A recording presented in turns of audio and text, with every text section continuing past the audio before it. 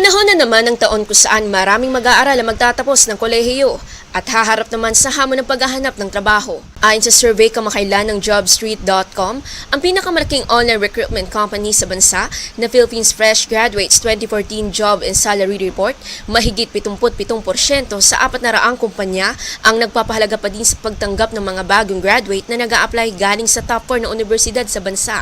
Ang University of the Philippines, University of Santo Tomas, De La Salle University at Ateneo de Manila University. Batid naman ito ng ilang mga estudyante na malaking bentahe ang pangalan ng kanilang universidad sa pag-a-apply sa trabaho. Pag-a-apply ka sa trabaho ay doon sa kumpanya ay hinihiwalay niya yung mga pag-a-apply na galing sa mga magagandang eskwela katulad ng La Salle, Ateneo, UP.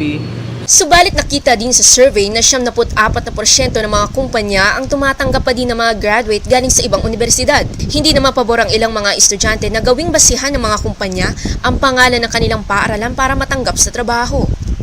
Hindi na lamang kung gaano kahalaga din sa estudyante. Hindi porkit na nag-aaral ka sa napakaganda o mamahaling school ay yun na dapat yung kukunin mo. Ayon pa sa survey, kailangan may functional at behavioral skills sa mga bagong graduate na nag-a-apply dahil ito ang mga katangiang hinahanap ng mga kumpanya.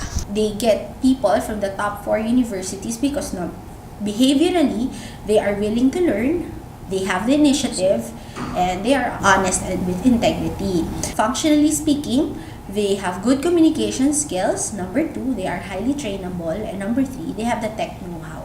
Samantala, nagbigay din ng jobstreet.com ng mga payo sa mga bagong graduate upang matanggap sa trabaho kahit saang universidad man sila nagmula. It takes 30 seconds for an employer to find out if you are the right person.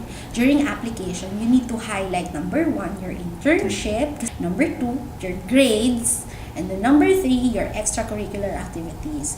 May mensahe naman ng mga estudyante para sa mga kumpanya.